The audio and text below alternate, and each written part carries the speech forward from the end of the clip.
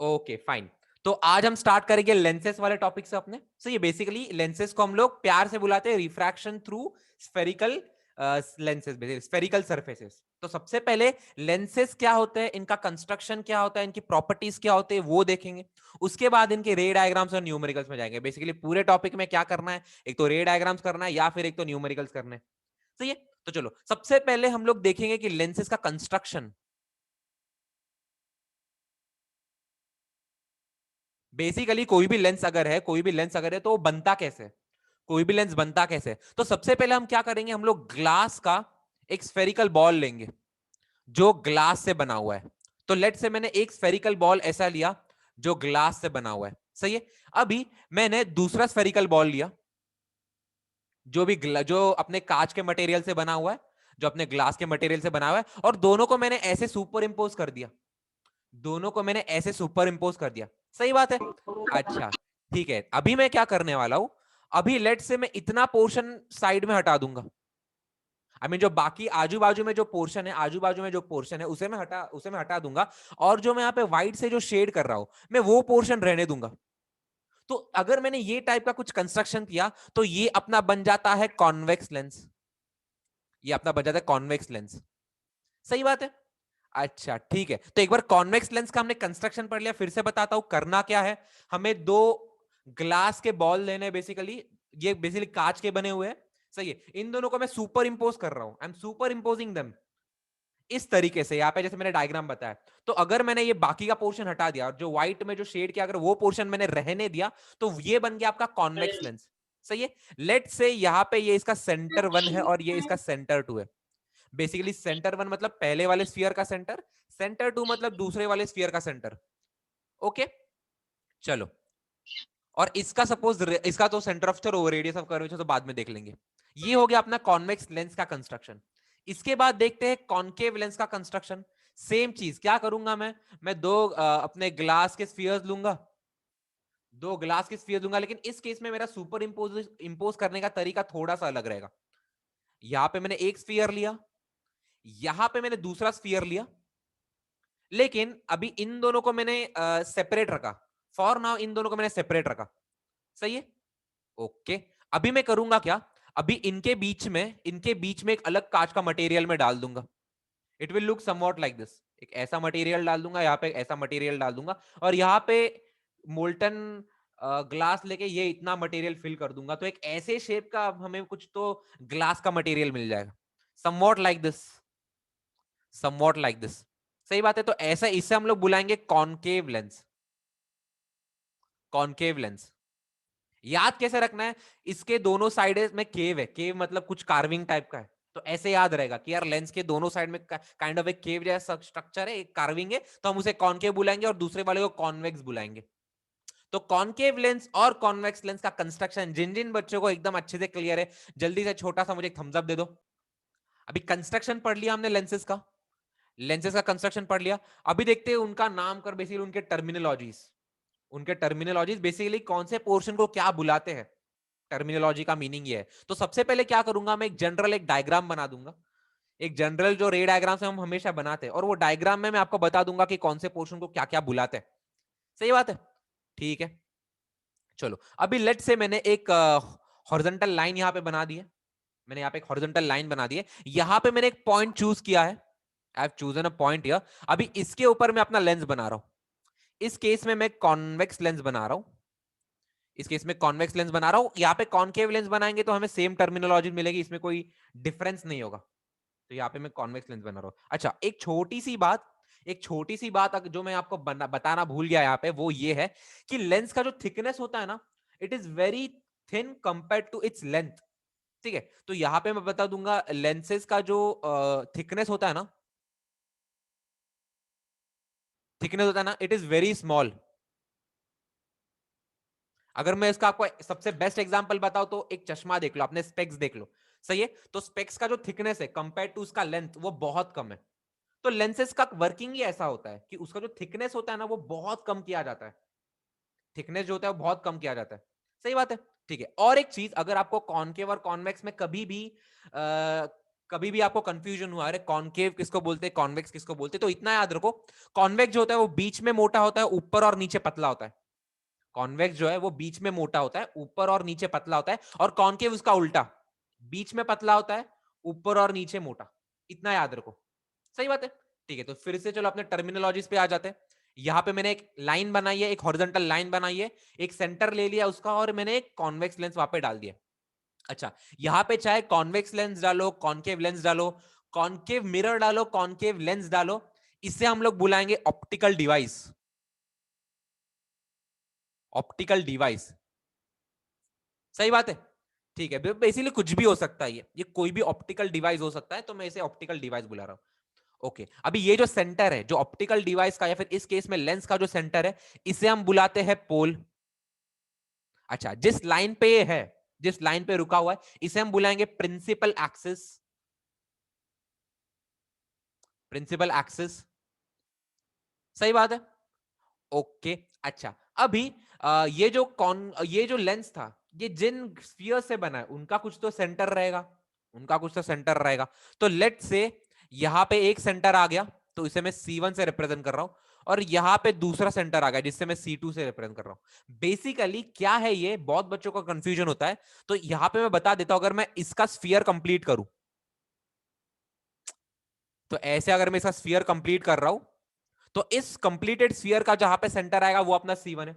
Similarly जो दूसरे side का अगर मैं स्फीयर कंप्लीट करूं, तो यहां पे मैं डॉटेड में जो बना रहा हूं एक्चुअली एग्जिस्ट नहीं करता, ये बस आपके अंडरस्टैंडिंग के लिए है, ओनली फॉर योर अंडरस्टैंडिंग। सही बात है। तो बेसिकली जो मैं दोनों स्फीयर्स अगर मैं कंप्लीट करूं, तो उनका जहां पे सेंटर आएगा वो हो गए अपने C1 और C2। चलो, जिन जिन बच्चों को यहां तक क्लियर है, एक छोटा सा प्यारा सा थम्स अप दे दो मुझे। ठीक है, अभी एक बार हमें स्फीयर्स समझ गए, एक बार हमें स्फीयर्स का पता चल गया, तो अभी आगे देख लेते हैं। आगे हो रहा है, एक बार सेंटर हो गया। अच्छा, हमें फोकस भी पता है। अभी फोकस क्या होता है, रेडियस से, अच्छा और एक चीज बता देता हूं, ये बन जाता है अपना रेडियस ऑफ कर्वेचर। C1 से बेसिकली सेंटर और पोल के बीच में डिस्टेंस, इसे हम लोग बुलाते हैं रेडियस ऑफ कर्वेचर। तो मैं इसे कैपिटल R से रिप्रेजेंट करूंगा, इसे यहां पे लिख देता हूं, रेडियस ऑफ कर्वेचर। सर अभी जो बोले वो समझाओ ना फिर से, क्या हुआ? रेडियस वाला फिर से समझाओ ना। रेडियस वाला फिर से पसंद है। बेसिकली ये जो मैं स्फीयर बना रहा हूं, ये जो मैं स्फीयर बना रहा हूं, इसका रेडियस क्या होना चाहिए, वो बन जाता है रेडियस ऑफ कर्वेचर। और उसका सेंटर क्या होना चाहिए, वो हो जाता है आपका centre of curvature. That's it. Clear है ओके अभी? Sir, yes. अच्छा, हमें ये पता है कि अगर लेंस आया मिरर या फिर मिरर आया, तो उसका फोकस तो होता है, सही है। और ये पता है कि जो फोकस है वो यहां पे लाई करता है, सेंटर और पोल के बीच में। तो यहां पे आ जाएगा अपना फोकस। अच्छा, मिरर के केस में एक ही फोकस होता है, लेंसेज के केस में दो फोकस होते हैं दोनों साइड में। तो एक फोकस यहां पे आएगा, मैं इसे F1 से रिप्रेजेंट करता हूं, और एक फोकस यहां पे आएगा, मैं इसे F2 से रिप्रेजेंट करता हूं। सही बात है। ओके, अच्छा, पोल और फोकस के बीच में जो डिस्टेंस है, उसे हम लोग बुलाते हैं फोकल लेंथ। स्मॉल f से रिप्रेजेंट करते हैं, इसे हम लोग बुलाते हैं फोकल लेंथ। इसे हम लोग बुलाएंगे फोकल लेंथ। चलो, तो अभी तक हमने क्या क्या डिस्कस किया? पोल डिस्कस किया, प्रिंसिपल एक्सिस डिस्कस किया, सही है। सबसे पहले तो पोल डिस्कस किया, फिर प्रिंसिपल एक्सिस डिस्कस किया, उसके बाद centre of curvature, radius of curvature, सही बात है, और ऑप्टिकल डिवाइस तो था ही। तो जिन जिन बच्चों को ये सारी बेसिकली ये लेंसेज की टर्मिनोलॉजीज है, अभी मैं वो ऑब्जेक्ट और इमेज इंट्रोड्यूस कराने वाला हूं, सही है। तो जिन जिन बच्चों को यहां तक क्लियर है, तो यहां पे ये इसे बुलाएंगे हम फोकस, इसे हम लोग बुलाएंगे फोकस, और इसे हम लोग बुलाएंगे centre of curvature. Centre of curvature,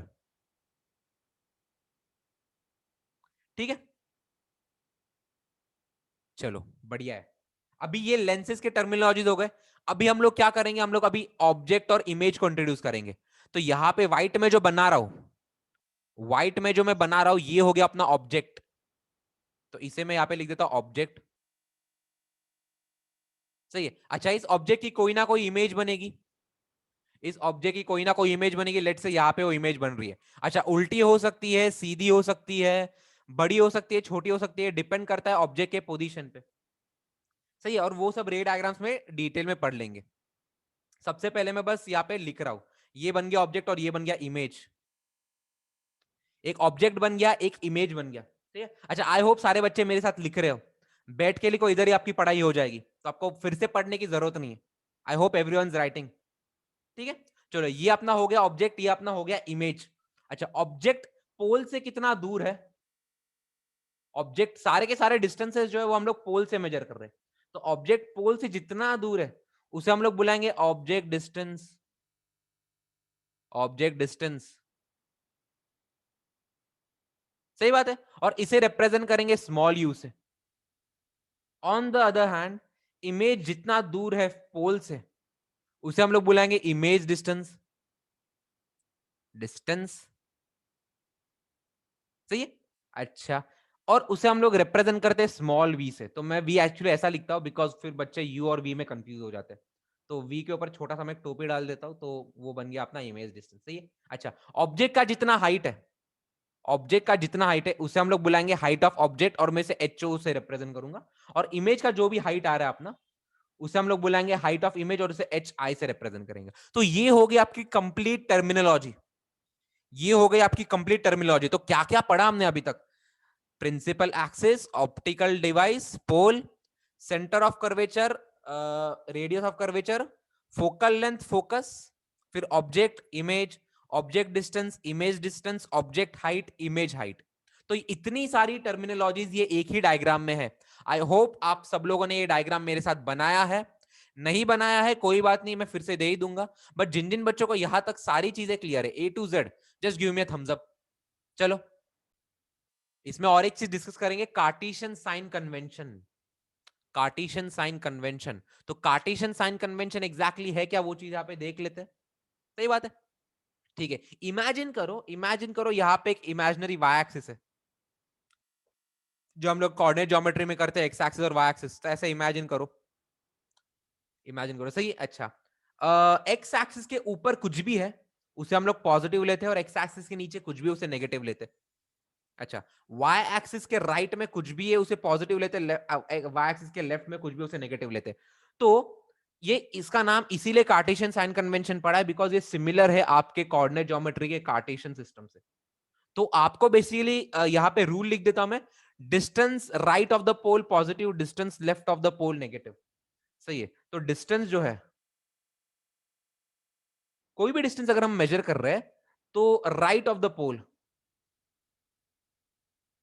right of the pole अगर मैं लूंगा, अगर वो डिस्टेंस पोल के राइट में आता है तो उसे पॉजिटिव लेना है,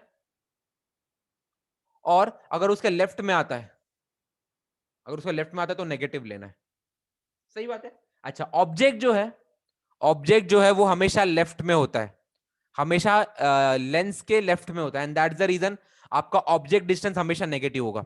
अभी मैं न्यूमेरिकल कराऊंगा, न्यूमेरिकल में कभी भी मेंशन नहीं करेंगे कि आपको पॉजिटिव लेना है या नेगेटिव लेना है, ये आपको आपके ब्रेन से, आपके माइंड से सोच के बताना है कि इसे मैं पॉजिटिव लूं या फिर मैं इसे नेगेटिव लूं, सही बात है।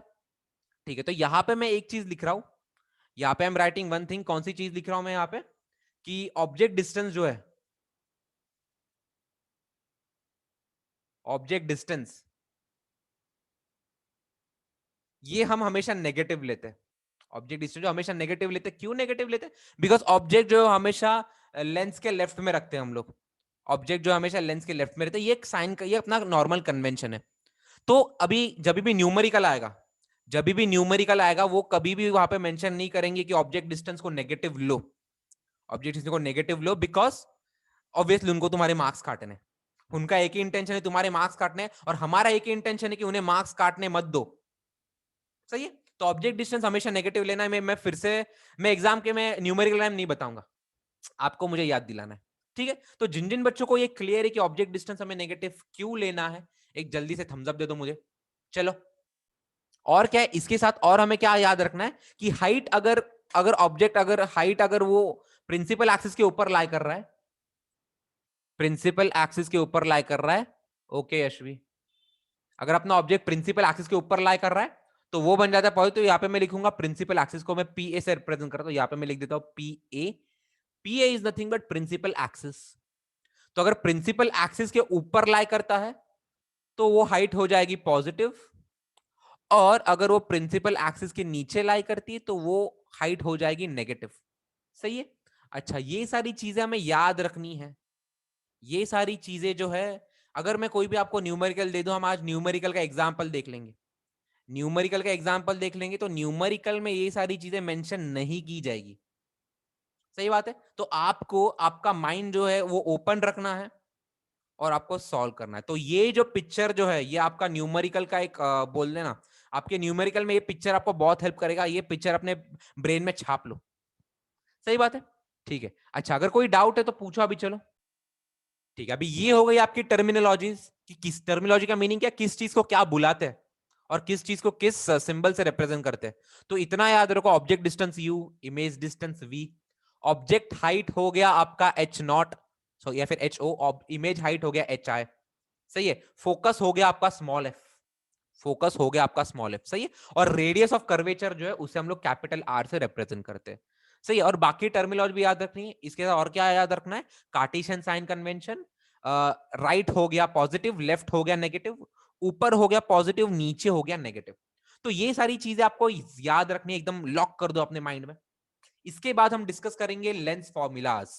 यहाँ पे लिख दो, चलो सब लोग मेरे साथ लिखो प्लीज, आपका पढ़ाई यहीं पे हो जाएगा। अगर गलती से मैं आपसे बोलूं कि नहीं मैं आज टेस्ट लूंगा, मैं क्वेश्चन पेपर भेज दूंगा, I expect answer from you, तब बोलना नहीं कि आपने बोला नहीं टेस्ट है।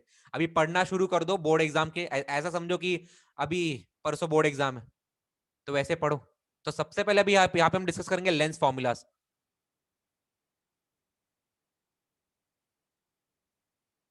तो लेंस फॉर्मूला में क्या है, बेसिकली ये आपका object distance, image distance and focus, इनके बीच में हम रिलेशन देखते हैं। तो लेंस फॉर्मूला है, सबसे पहले तो यहाँ पे डायरेक्टली फॉर्मूला लिख देता हूं मैं, 1/v minus 1/u is equal to 1/f, जहां पे v हो गया आपका इमेज डिस्टेंस, u हो गया आपका ऑब्जेक्ट डिस्टेंस एंड f हो गया आपका focal length of that lens. सही बात है। अच्छा ठीक है। और इसी के साथ आपका एक मैग्निफिकेशन का भी फॉर्मूला आता है, मैग्निफिकेशन का भी फॉर्मूला आता है। मैग्निफिकेशन एक्चुअली होता क्या है, वो आपके लेंस ने ऑब्जेक्ट को कितना बढ़ा दिया है, कितना ज्यादा उसे मैग्नीफाई कर दिया है। सही है। तो इस केस में ये बन जाता है height of image upon height of object, ये आपका इस केस में हो जाता है height of image upon height of object. सही बात है। और ये इक्वल होता है v बाय u के बराबर, image distance upon object distance. अच्छा, इसका जो डेरिवेशन है आप हायर स्टैंडर्ड में पढ़ोगे, 12th के टेक्स्ट बुक में इसका डेरिवेशन है।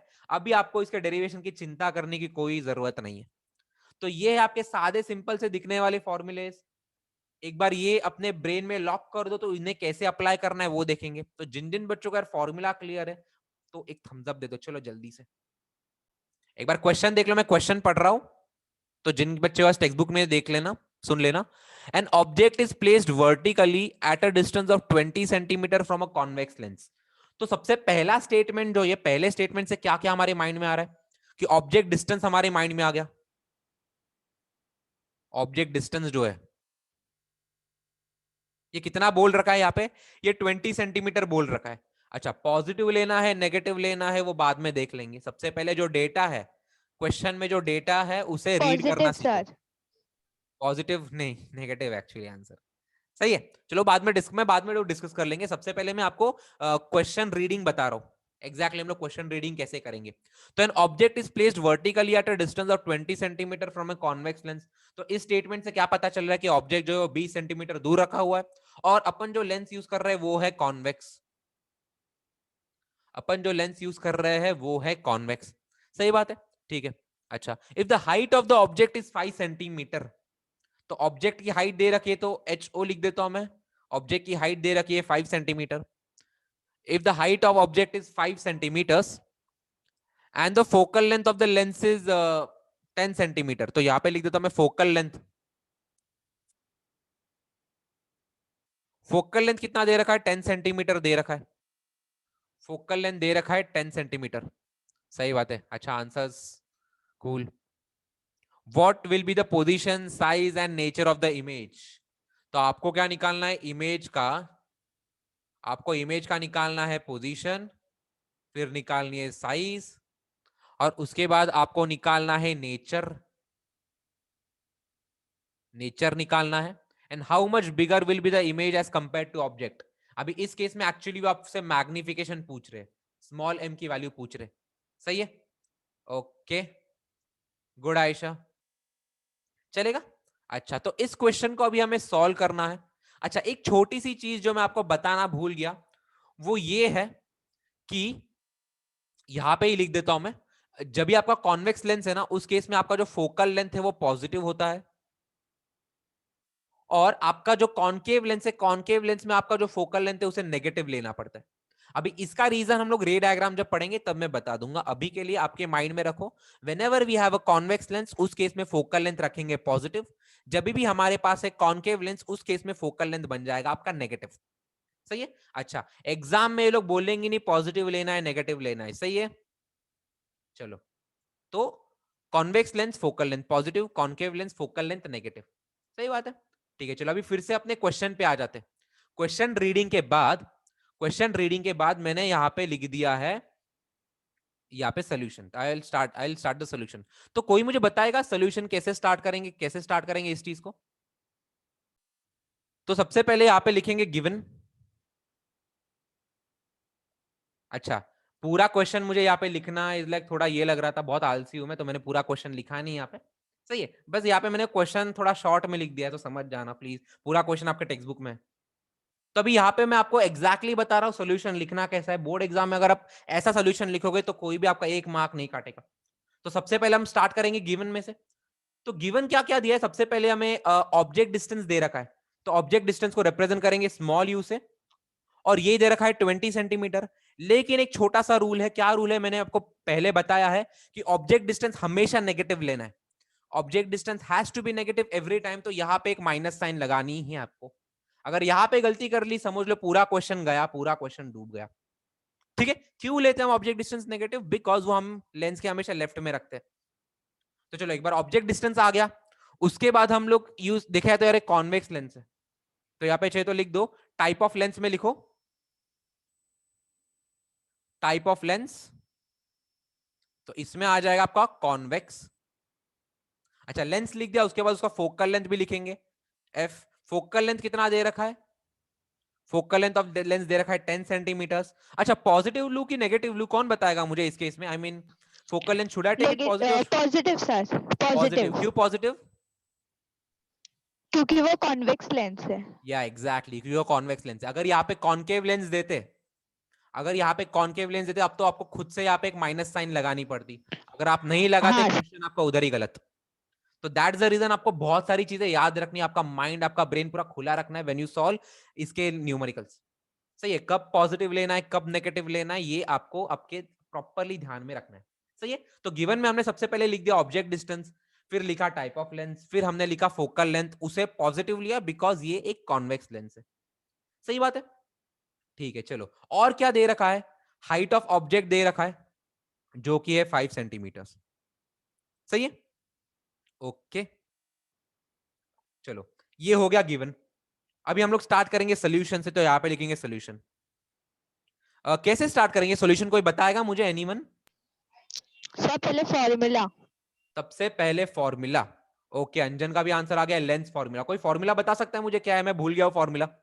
एनीवन, जल्दी से मुझे फॉर्मूला बताओ। m is equals to v upon u। Start lens formula से होता है, वो मैग्निफिकेशन वाले से नहीं होता हमेशा। ठीक है, तो 1/v minus 1/u is equal to 1/f। Formula लिखो, कि तभी कुछ बच्चे बोलते नहीं फॉर्मूला तो हम ब्रेन में ही सॉल्व कर लेते हैं, मार्क्स कटेंगे, फॉर्मूला के आधे मार्क्स होते हैं, तो क्यों काटना है। सही है, चलो तो सबसे पहले फॉर्मूला लिख देंगे, जैसे फॉर्मूला लिखा वैसे उनमें जो जो हमें पता है सब्स्टिट्यूट करना स्टार्ट कर दो, और जो नहीं पता है वो फाइंड करो। तो सबसे पहले हमें v पता है, नहीं सॉरी हमें v नहीं पता, v is nothing but image का पोजीशन, इमेज का पोजीशन, तो हमें v नहीं पता, तो मैं ऐसे ही रखूंगा, बेचारे को ऐसे ही लिखना पड़ेगा।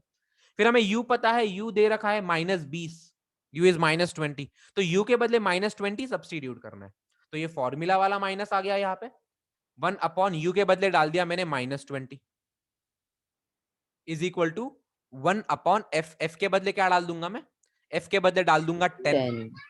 सही बात है, 10। ठीक है, बस अभी इसे सॉल्व करना है, इसे सॉल्व करना है। एग्जाम में एक के नीचे एक लिखो, बट यहाँ पे स्क्रीन में फिट करने के लिए मैं थोड़ा यहाँ पे लिख रहा हूँ। एग्जाम में वर्टिकल पेपर है, एक के नीचे एक लिखो, आपको प्रॉपर प्रेजेंटेशन भी रखना है। सही बात है, ठीक है, अभी इसे सॉल्व करेंगे, ये माइनस ऑफ माइनस प्लस बन जाएगा, तो 1/v plus 1/20 is equal to 1/10। 1/v plus 1/20 is equal to 1/10 आ गया, सही है। ओके, तो आपका 1/v क्या बन जाएगा? आपका 1/v बन जाएगा 1/10 माइनस 1/20। अभी दोनों का एलसीएम लेंगे, दोनों का एलसीएम 20 है, डिनोमिनेटर में 20 आना चाहिए। तो यहाँ पे मैं लिख सकता हूँ 2/20 माइनस, यहाँ पे तो 1 ही है तो टेंशन नहीं है। तो ये आपका आ जाएगा 2 माइनस 1/20। फाइनली आपका आंसर आ रहा है 1/20। दैट मीन्स आपका 1/v जो है वो 1/20 के बराबर है। दैट मीन्स आपका v जो है वो 20 आ जाएगा। अच्छा, यूनिट जो है, जो पहले सब सारे यूनिट्स हमने सेंटीमीटर यूज किया है, तो इसका आंसर भी सेंटीमीटर में आएगा। अच्छा, तो यहाँ पे हमें इमेज डिस्टेंस मिल चुकी है। अच्छा, एक और बात जहाँ पे आपके प्रेजेंटेशन पॉइंट में यहाँ पे बता रहा हूँ। देखो, अगर आपकी हैंडराइटिंग बहुत अच्छी नहीं चलेगा, बट प्रेजेंटेशन अच्छा रखो। और प्रेजेंटेशन बहुत अच्छा दिखता है, बहुत चेंज होता है जब आप सारे के सारे इक्वल टू साइंस एक के नीचे एक लिखो। अगर ऐसा लिखोगे तो आपका प्रेजेंटेशन बहुत अच्छा दिखेगा। तो ये आपका एक छोटा सा टिप है, ये आपने माइंड में रखो। सही है, ठीक है। तो आपको इमेज डिस्टेंस आ चुका है, आपको v की वैल्यू आ चुकी है, which is nothing but 20 centimetre. तो जिन जिन बच्चों को ये क्लियर है, मैं जल्दी से छोटा सा एक थम्स अप दे दो। चलो, एक बार हमें इमेज डिस्टेंस मिल गया, उसके बाद हम लोग अप्लाई करेंगे मैग्निफिकेशन का फॉर्मूला। तो मैग्निफिकेशन का फॉर्मूला होता है m is equal to V by U. डाल दो, तो आपका m आ जाएगा, v के बदले आ जाएगा इमेज डिस्टेंस जो हमें अभी अभी निकाला 20, डिवाइडेड बाई u क्या है, u के बदले लेना पड़ेगा -20। -20। सही बात है। I mean, यहाँ पे u दिख रहा है, यहाँ पे -20 और v +20। अच्छा, ज्यादा कुछ बच्चे सोचते हैं यार मैं प्लस लू माइनस लू, तो एक यहाँ पे रूल ऑफ थंब यही है, जो है वो लो, फॉर्मूला ऑटोमेटिक उसे एडजस्ट कर लेगा अपने हिसाब से। सही है। तो कुछ बच्चे थोड़ा सा लॉजिक लगाते हैं, नहीं यार यहाँ पे तो पॉजिटिव लेना चाहिए, नेगेटिव लेना चाहिए, मैग्नीट्यूड की बात हो रही है, इसकी बात हो रही है, सब कुछ अपने माइंड से निकाल लो, जो है वो डालना है, फॉर्मूला अपने आप उस चीज को मैनेज कर लेगा। तो यहाँ पे 20 अपॉन -20 आ रहा है, तो आपका मैग्निफिकेशन आ जाएगा -1।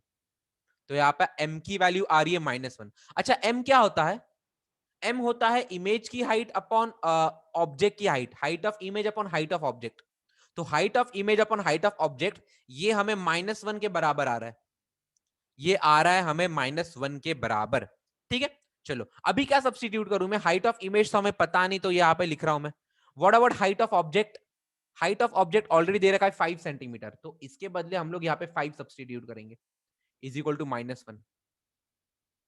तो यहां से आपको हाइट ऑफ इमेज आ सर गया। -1। हाँ, सॉरी सॉरी। अच्छा, कोई गलती करूं वो तुम्हें पकड़नी है बराबर। सही है, अगर क्वेश्चन पूछू 10 बार पूछू उसका आंसर नहीं देना है तुम्हें, ये सही है। तो यहाँ पे आपका आ जाएगा -5 सेंटीमीटर्स। सही है, इसे भी डाल दो डब्बे में, प्रेजेंटेशन बढ़ेगा। ठीक है, चलो, तो ये तो हमने फॉर्मूला लगा दिया, फॉर्मूला लगा के आंसर्स तो निकाल लिए, लेकिन अभी हमें लास्ट का कंक्लूजन देना है। चलो, पूरा सोल्यूशन आपके नजरों के सामने डाल देता हूं। आई होप ज्यादा छोटा नहीं दिख रहा है। अगर आप बच्चों को ज्यादा छोटा दिख रहा है तो मुझे बताओ।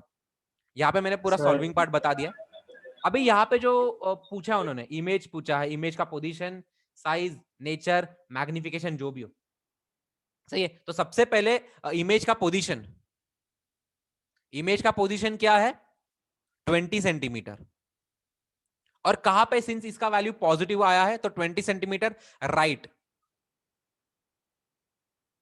राइट हैंड साइड लिख दो, आरएचएस लिख दो, या फिर right of the lens, right of the lens. इसे प्रॉपर स्टेटमेंट में लिखो, तो कोई मॉडरेटर आपका कोई मार्क्स नहीं काट पाएगा। उसके बाद पूछा उन्होंने साइज, इमेज की साइज कितनी है? साइज का मीनिंग क्या है, कोई बताएगा मुझे? साइज मतलब क्या लिखूं मैं यहाँ पे? कहना ऐसे हाइट ऑफ इमेज लिखना ही पड़ेगा मुझे, 5 सेंटीमीटर लिखनी पड़ेगी, तो यहाँ पे साइज में लिख देंगे 5 यस सेंटीमीटर, सर। साइज में लिख देंगे 5 सेंटीमीटर। अच्छा, कुछ बच्चे आर्ग्यू कर सकते हैं कि यहाँ पे माइनस डालना है, तो माइनस डालो या फिर ना डालो। साइज की जब भी बात करें, they are talking about magnitude, कि कितना बड़ा है, वो ऊपर से बड़ा है कि नीचे, ऊपर के डायरेक्शन में बड़ा है कि नीचे के डायरेक्शन में बड़ा है, वो नहीं पूछ रहे। बट अगर आपको सेफ साइड में रहना है तो माइनस डाल दो। उसके बाद पूछा है नेचर, कोई बताएगा मुझे नेचर ऑफ इमेज क्या है? वो रियल, इन्वर्टेड, ऐसा हम लोग लिखते हैं ना रे डायग्राम के बाद, वैसा उस नेचर की बात करें तो anyone just let me know, nature में हम लोग क्या लिखेंगे? Yes, real. रियल। रियल क्यों? कैसे पता चला कि ये इमेज रियल है? या अंजन, आई नो, चलो आंसर तो आपने बता दिया, रियल एंड इन्वर्टेड। अच्छा, उसके बाद और एक चीज लिखनी पड़ती है, अब जो चलो बाद में लिख देंगे। सबसे पहले तो सब लोग, अब बच्चे मुझे आंसर दे रहे कि इमेज जो है वो रियल है। इसका एक्सप्लेनेशन कौन देगा मुझे? Why is the image real? Anyone? क्या लिखेंगे कि जब भी अपना v पॉजिटिव है, v पॉजिटिव का मीनिंग क्या? इमेज जो है वो राइट हैंड साइड में फॉर्म हुए। So whenever v is positive, उस केस में आपकी इमेज जो है वो रियल बन जाती है। और अगर आपका v आया नेगेटिव, अगर आपका इमेज डिस्टेंस आया नेगेटिव, नेगेटिव का मीनिंग वो लेफ्ट हैंड साइड में फॉर्म हुआ है, वो लेंस के लेफ्ट हैंड साइड में फॉर्म हुआ है, तो इस केस में आपका इमेज बन जाएगा वर्चुअल। सही है? तो जिन जिन बच्चों को ये क्लियर है जल्दी से थम्स अप दे दो मुझे। चलो ठीक है, तो सिंस यहाँ पे v जो है वो पॉजिटिव आ रहा है, दैट मीन्स नेचर में सबसे पहले हम लोग लिखेंगे, चलो नेचर में यहाँ पे लिख रहा हूं, नेचर में सबसे पहले हम लोग लिखेंगे रियल। रियल क्यों आ रहा है? बिकॉज लेंस के राइट हैंड साइड में फॉर्म हो रहा है, इमेज डिस्टेंस पॉजिटिव आ रहा है। सही है? अच्छा, उसके बाद इमेज की हाइट देखेंगे, इमेज की हाइट देखेंगे वो -5 आ रहा है। माइनस का मीनिंग वो नीचे फॉर्म हो रहा है, वो उल्टा फॉर्म हो रहा है। जब भी आपका इमेज हाइट जब भी आपका पॉजिटिव आया मतलब वो इरेक्ट है, जब भी नेगेटिव आया वो इन्वर्टेड है। तो यहां पे मैं लिख देता हूं इमेज हाइट। अगर आपका इमेज हाइट आया पॉजिटिव, इसका मतलब आपकी इमेज है इरेक्ट। और जब भी आपका इमेज हाइट आया नेगेटिव, इस केस में आपकी इमेज है इन्वर्टेड। इन्वर्टेड। तो सिंस इस केस में आपका इमेज हाइट आया है नेगेटिव, इस केस में है वो -5, तो यहां पे हम लोग लिखेंगे इन्वर्टेड। सही है? तो जिन जिन बच्चों को ये वाला पार्ट क्लियर है थम्स अप दो। चलो चलो जल्दी से। नहीं क्लियर है पूछो, फिर से बताऊंगा।